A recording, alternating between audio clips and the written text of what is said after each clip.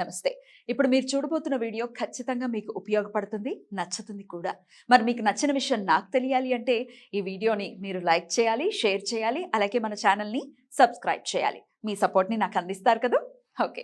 ఇప్పుడు వీడియోని స్టార్ట్ చేద్దాం. నమస్తే. Welcome to our channel. నేను కుప్ప పద్మిని. ప్రస్తుతంతో పాటు ప్రముఖ ఆధ్యాత్మికవేత్త, వాస్తు జ్యోతిష పండితులు, లలిత ఉపాసకులు, వాస్తు జ్యోతిష శిక్షణ నిపుణులు బ్రహ్మశ్రీ నానాజీ పట్నాయక్ గారు మనతో పాటు ఉన్నారు. మాట్లాడదాం. సార్ నమస్తే సార్. శ్రీమాత్రే నమః. సార్ మరి తులారాశి వారికి ఈ ఫెబ్ 14th నుంచి జూన్ 2 వరకు ఎలా ఉండబోతోంది సార్? తప్పకుండా అమ్మా. ఫస్ట్ మనం రవిది తెలుసుకొని దాని తర్వాత వెళ్దాం. హా. ఫస్ట్ ఆఫ్ ఆల్ ఏంటంటే తులారాశి వారు కొంచెం రాజకీయ నాయకులు రవి ఇక్కడ సంచరించేటప్పుడు కొంచెం జాగ్రత్తగా ఉండాలి. అంటే ప్లానింగ్ విషయంలో కొంత స్ట్రక్ అవుతుంటారు. ఒక్కోసారి మనం చూడండి, అరే నేను ఇట్లా ప్లాన్ చేశానంటే ఇది రాంగ్ అయిందే అని అనిపిస్తూ ఉంటుంది. ఎందుకు అంటే ఆలోచన ఇచ్చే స్థానం ఇది పంచమం. ఈ పంచమాధిపతి దగ్గరికి రవి వచ్చాడు, కంబస్ట్ అయ్యాడు. ఉట్టు రావడం వేరు, కంబస్ట్ అవ్వడం వేరు. అందుకని తీసుకునే నిర్ణయాల విషయంలోని, సంతానం విషయంలోని, ప్రేమ వ్యవహారాల విషయంలో కొంచెం జాగ్రత్తగా ఉండాలి ఈ విషయంలో. ఎందుకంటే రవి వెళ్ళిపోగానే మళ్ళీ కుజుడు వస్తాడు అక్కడ.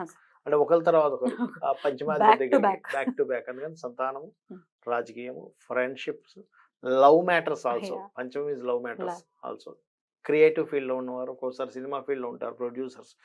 ఏం కాదులే పెట్టేద్దాం అంటారు. డబ్బులు తీరా చూస్తే అది బడ్జెట్ 3 కోట్లు 10 కోట్లు అయిపోతుంది అనుకో, దాని మన 20 కోట్లు అవుతుంది. బడ్జెట్ 10 కోట్లు 20 కోట్లు. అందుకని చాలా జాగ్రత్తగా ఉండాలి. ఇక్కడ రవి సంచరి ఇక్కడికి వెళ్ళాడు అనుకోండి రవి, అక్కడ సర్వసాధారణంగానే 6వ స్థానంలో రాహు అనేటువంటిది జయం ఇస్తుంది, ధైర్యంగా జయాన్ని ఇస్తుంది.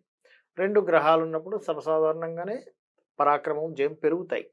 కానీ ఇక్కడ ఏమవుతుంటుందంటే డైలీ లైఫ్లో వీళ్ళు బిజీ వల్ల ఏంటో ఉదర సంబంధించిన ఇబ్బందులు ఇస్తాయి. రవి రాహు కనెక్టివిటీ ఉన్నప్పుడు 6వ స్థానంలో కొంచెం చూసుకోవాలి. ఫుడ్ సరిగా తినడం, ఈ విషయంలో జాగ్రత్తగా ఉండాలి. ఇక కుజుడు కూడా ఇక్కడికి వస్తున్నాడని చెప్పుకున్నాం కదా మనం. కుజుడు ఉన్నప్పుడు సర్వసాధారణంగా ఏంటంటే మార్చ్ అండ్ ఏప్రిల్ 24th వరకు ఇక్కడ ఉంటాడు కుజుడు. శని కుజుడు కలిసి ఉంటారు. చూడండి, ఒక్కోసారి మనకి కుటుంబ సభ్యులతోనే సంతానంతో కొంత ఘర్షణ వస్తూ ఉంటుంది. ఎందుకంటే కుటుంబాధిపతి కుజుడు పంచమంలో ఉన్న దీంతో కలిశాడు. అందులో పంచమం అంటే సంతానం, కుటుంబ సభ్యుల్లో సంతానంతో అనవసరమైన ఘర్షణలు ఇస్తాడు. అందుకని కొంచెం జాగ్రత్తగా ఉండాలి తులవారు. అది జరగకుండా ఉండాలి, ఇబ్బంది కలగకుండా ఉండాలండి అని అంటే సూర్య భగవాను చూస్తూ ఓం మిత్రాయ నమః అనే నామస్మరణ అద్భుతమైన ఫలితాలు ఇస్తుంది. రైట్. ఇక కుజుడు ఇక్కడికి వెళ్ళినప్పుడు కూడా ఏంటంటే ఇది శత్రువుపై జయాన్ని ఇస్తుంది. రవి తర్వాత కుజుడు అక్కడ ఉండడం కూడా. కాకపోతే ఏంటంటే ఎలా ఉంటుందంటే అమ్మ, ఇప్పుడు చూడండి, మనం ఒక్కోసారి మెడిసిన్ తీసుకుంటాం వ్యాధి తగ్గాలని, కానీ దానివల్ల చిన్న సైడ్ ఎఫెక్ట్ కూడా ఉంటుంది. గమనించండి. అరే సైడ్ ఎఫెక్ట్ కూడా వచ్చింది ఏంటి అంటే దానిపైన అది చేస్తే సైడ్ ఎఫెక్ట్ ఎలా ఇస్తుందో, 2 పాపగ్రహాలు 6లో ఉన్నప్పుడు ధైర్యాన్ని, పరాక్రమాన్ని, శత్రువుని మీద అసలు పూర్తి విజయాన్ని ఇస్తుంది. కానీ దానివల్ల కొంత సైడ్ ఎఫెక్ట్ కూడా ఉంటుంది కదా. ఏమిటి ఆ సైడ్ ఎఫెక్ట్ అంటే ఈ ఘర్షణ దీంట్లో ఒక్కొక్కసారి వేరే వాళ్ళు కూడా మన శత్రువులు అవుతాం ఈ తొందరలో. ఇప్పుడు చిన్న ఎగ్జాంపుల్ చెప్తాను చూడండి. మనం ఎవరి మీద అరుస్తూ ఉంటాం, ఆ సమయాన్ని మన రిలేటివ్ ఎవరో మన ఇంట్లోకి వస్తాడు. మన పక్క వచ్చి ఆగండి నువ్వు ఊరుకుంటాం, వీడు కూడా శత్రు అయిపోతాడు. శత్రు అయిపోయాడు. అరే ఈయన మీద అసలు మనకు కోపం లేదు, ఏమీ లేదు, నువ్వు నోరు మీ అంటాం, అయిపోయిందిగా. ఇక్కడ గొడవ ఇటు టర్న్ అయింది. అందుకని జాగ్రత్తగా ఉండాలి. రాహు చేసేటటువంటి మాయ, రాహు కుజులు కలిసి ఉన్న మాయ. అంటే కర్మ కొద్దీ ఇప్పుడు శత్రువు ఏర్పడింది. లేదు, ఈయన కోపం లేదు ఈ వ్యక్తి మీద, కానీ కర్మ ఏర్పడించింది. మరి వాటి నుంచి తప్పించుకోవాలంటే ఏ రెమెడీస్ చేసుకోవాలని అందుకే చెప్తున్నా ఎగ్జాంపుల్. ఏం చేయాలంటే ఖచ్చితంగా కుజ, రవి, శని, రాహు గ్రహాల దగ్గర దీపారాధన చేయాలి. అయిపోతుంది. తీపి పదార్థాన్ని, ఏదైనా తీపి పదార్థాన్ని, ముఖ్యంగా శత్రుత్వాలు వస్తాయి అన్నప్పుడు తీపి పదార్థాన్ని అమ్మవారికి నైవేద్యంగా పెట్టి 10 మందికి పంచుతాయి, శత్రుత్వాలు రావు. ఓం మిత్రాయ నమః సూర్య భగవాను చూస్తూ అంటే శత్రుత్వాలు రావు. సార్, ఈ రాశి వారికి ఎలా ఉండబోతోందో మీరైతే ప్రిడిక్షన్స్ అందించున్నారు. కానీ దేశవ్యాప్తంగా ఈ గోచార ఫలితాల వల్ల, అంటే ఈ సంచారం వల్ల ఈ గ్రహాలకి ఎలాంటి ఫలితాలు ఉండబోతున్నాయి దేశవ్యాప్తంగా కూడా ఒక్కసారి చెప్పండి. అసలు అలాగే గ్రహ సంచారం గురించి కూడా ఒక్కసారి చెప్పండి. షూర్. యాక్చువల్గా ఈ రోజు ఇది వేయడానికి కారణం ఏంటంటే మనం 1.5 month బ్యాకే మనం చెప్పుకున్నాం ఇది కొంచెం ఈ గ్రహాల యొక్క కదలిక ఇలా ఉందని. కాకపోతే ఏంటంటే కొంతమంది నన్ను పర్సనల్గా అడిగింది ఏంటంటే, ఎందుకండి ఒకసారి మాకేమైనా ఎక్స్ప్లెయిన్ చేసి చూపించగలరా బోర్డు మీద అడిగారు. అందుకని చెప్తున్నాను. ఫస్ట్ ఆఫ్ ఆల్ ఏంటంటే అమ్మ, గుర్తుపెట్టుకోండి, ఎప్పుడు కూడా రవి కుజులు ఉన్నారు కదా, రవి కుజ అంటే ఏంటంటే రవి అంటే ఒక ఎనర్జీ ఇచ్చేటువంటి ప్లానెట్, కుజుడు కూడా ఎనర్జీ ప్లానెట్. ఈ ఎనర్జీ ఒక్కొక్కసారి పాపగ్రహాలతో కలిసినప్పుడు ఏమవుతుందంటే మిస్యూజ్ అవుతుంది.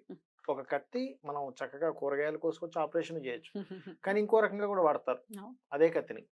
అలా ఏంటంటే ఎనీ ప్లానెట్ అది బాగున్నప్పుడు ఇచ్చే రిజల్ట్, అది పాపగ్రహాలతో కలిసి ఉన్నప్పుడు ఉన్న రిజల్ట్ వేరుగా ఉంటాయి. మనకి ముండేన్ ఆస్ట్రాలజీ అంటారు, మైథుని జ్యోతిష్యం అని. అంటే దేశవ్యాప్తంగా దేశాల్లో ఎటువంటివి జరుగుతాయి ఏమిటి అనేటువంటిది ఇది ఇక్కడే కాకుండా మనకి రామాయణ మహాభారతాల్లో కూడా ఉంది. అందుకని నేనేం చెప్తున్నానంటే స్పెసిఫిక్గా ఈ రవి కుజుడు వీటి మీద నుంచి ప్రయాణం జరుగుతుంది ఈ 3 నెలలు.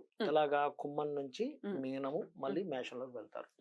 ఇలాంటి సందర్భంలో అయితే లక్కీగా ఏంటంటే కాలసర్ప యోగంలో గురువు బయట ఉన్నాడు, ఇది ఒక లక్. గురువు కనుక లోపల ఉండి ఇంకా దారుణంగా ఇది ఉంటుంది మొత్తానికే కాలసర్పం అయ్యేది. గురువు ఒక బయట ఉన్నాడు కాబట్టి కొంతవరకు జీవులు కొంత సేఫ్ లో ఉంటారు, కానీ జాగ్రత్త ఉండాలి ఏ విషయాల్లో.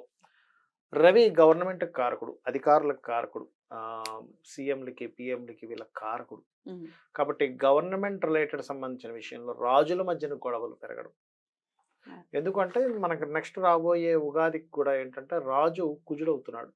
కుజుడు రాజు ఎలా ఉంటుంది అంటే, కుజుడు అంటే ఏంటి, యుద్ధం, అధికారాన్ని చూపించుకోవాలి, నా లీడర్షిప్ నేనేంటో నిరూపించుకుంటాను, ధైర్యంగా నేను యుద్ధానికి నేను రెడీ అన్నట్టుగా ఉంటుంది. అందుకని ఏమిటి, ఎప్పుడైతే ఈ కుజుడు ఎగ్జాల్టెడ్ పొజిషన్లో ఉన్నంతసేపు ఓకే, ఎగ్జాల్టెడ్ పొజిషన్ నుంచి ఇక్కడికి మారుతాడు 24వ తేదీ 4వ నెల నుంచి, అప్పటి నుంచి ఇంకా తీవ్రంగా ఉంటుంది. అదేవిధంగా ఇప్పుడు ఆల్రెడీ ఫిబ్రవరి 14th నుంచి రవి ఆల్రెడీ శనితో కలిసిపోయాడు ఇక్కడ.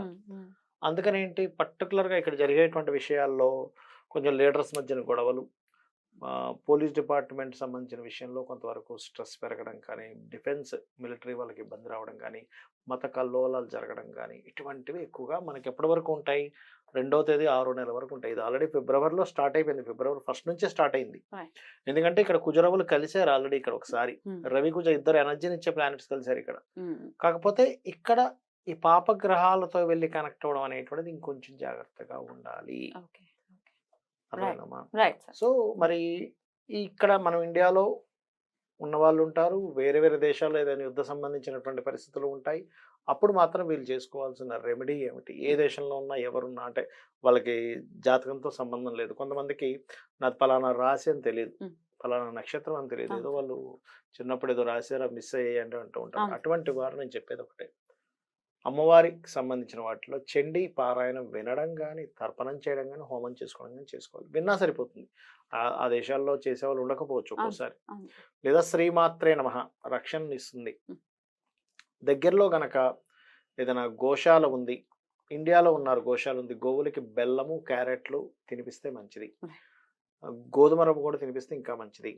అండ్ అదేవిధంగా నవగ్రహాలు ఉన్నాయనుకోండి, రాహు కేతు కుజ రవి, ఈ 4 గ్రహాల దగ్గర దీపారాధన కనుక చేసినట్లయితే సిచ్యువేషన్స్ ఎలా ఉన్నా సరే వీళ్ళ మీద ఎఫెక్ట్ అనేటువంటిది ఉండదు. సో జాతకం లేని వాళ్ళకి, అసలు మాకు తెలియదు అనుకునే వాళ్ళకి మీరు ఇప్పుడు చెప్పినటువంటి రెమెడీ చాలా బాగా చేశారు సార్. ద్వాదశ రాశులకి కూడా ఈ గ్రహ సంచారం ఎలాంటి ఫలితాలను ఇస్తుంది, ఇంచుమించు జూన్ 2 వరకు కూడా ఈ రిజల్ట్స్ ఉంటాయి అని చెప్తున్నారు. కాబట్టి చెప్పినటువంటి పరిహారాలు అందరూ కూడా పాటించుకుని అమ్మవారి ఆరాధన విశేషంగా చేసుకుంటూ అందరూ సురక్షితంగా ఉండాలి, మానసిక ప్రశాంతత ఉండాలని మనస్ఫూర్తిగా కోరుకుంటూ కృతజ్ఞతలు సార్. నమస్కారం. శ్రీమాత్రే నమః.